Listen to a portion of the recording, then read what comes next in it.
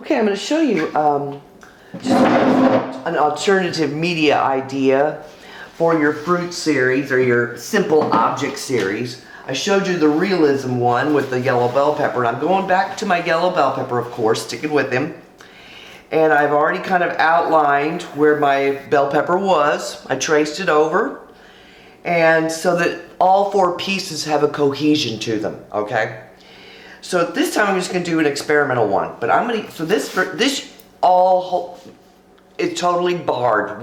All the possibilities. You could use mixed media, you can use pen and ink with watercolor and acrylics, and you can do a collage and layering. You can draw over the painting, you can get in the painting. Everything is possible here with this one. Go creative, show me something different. This is time for you to let loose. I'm going to show you just something really simple here with some watercolor.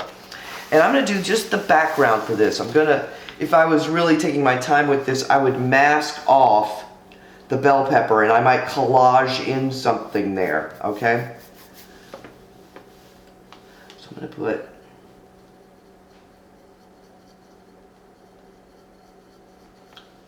kind of a purple back here in my background. Some different reds and things, okay? Maybe I want to break a little bit more dark blue down here at the bottom, quite rich. Maybe I want to keep that mark there between the table and the pepper, and maybe I don't. Let's say, heck with it. I want something totally bizarre, totally different there. So maybe I'm going to morph that into a green there. And maybe I'll bring the green back up into here. See what happens. Alright, there's my watercolor. While it's still wet, I'm going to take some basic table salt here. Good old Kroger's salt. And I'm going to sprinkle my salt while it's wet on the surface. And I'll let it do its thing for a little while. Take some more dark green down here, even richer.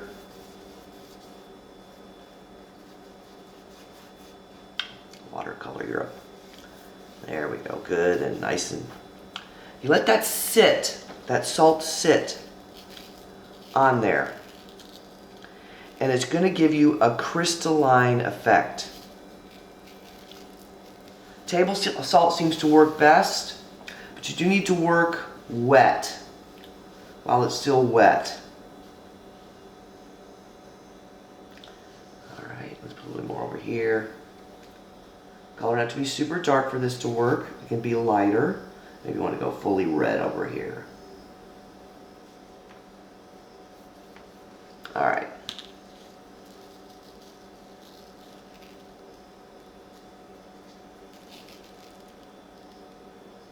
See, it's starting to work. I'm going to put this in here for now. It's going to start, and it's going to continue to work on that surface. You can see it starting to work in this area here, okay? It will continue to work on these surfaces as the salt dissolves down into that water. While it's still wet, you can also take, you don't have to. You don't have to do any of these things. You can take, I'm going to take some of this clear Elmer's glue. Make sure it's open, there we go. And I'm going to drizzle it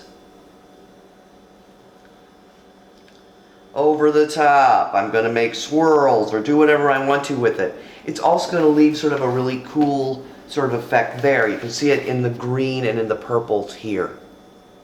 You don't have to do this at all. Totally up to you. You may decide to go totally traditional. Maybe you want to wait for while the watercolor's still wet, if you happen to have a set. Markers sometimes work with this, but maybe you want to bring in a linear element with a watercolor pencil. And you want to scribble and make marks that way.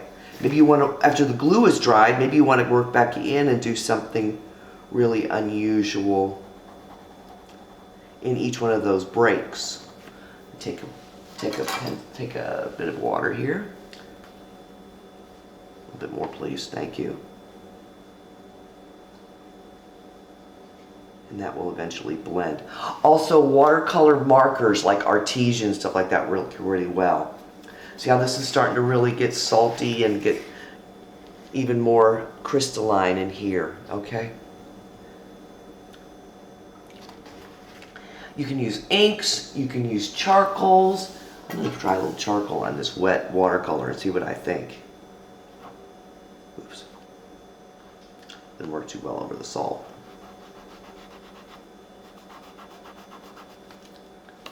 I don't recommend using too much of this because it deadens the color.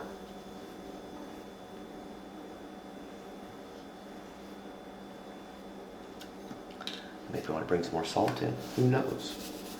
Toy with it. Try different things. Collage in some different types of papers. Do all kinds of things you would want to try. And if you're not sure if it's going to work, test it out on something, test it on some papers and things and kind of push it, okay? That's with watercolors. I'm not sure whether or not this would work on acrylics.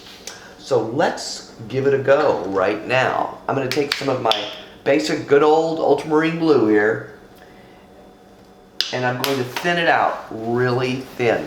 I'm going to use a little bit of this down at the bottom corner here, so it's almost like a watercolor.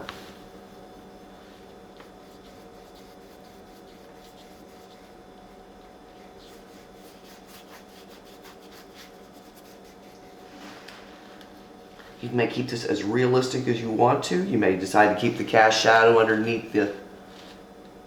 See how watercolors and acrylics can work together very nicely. No problem there. Let's see what we think here. Is this wet enough still? No, let's make it a little bit wetter to take the salt nicely. Maybe a little bit more paint. Just get a little bit darker.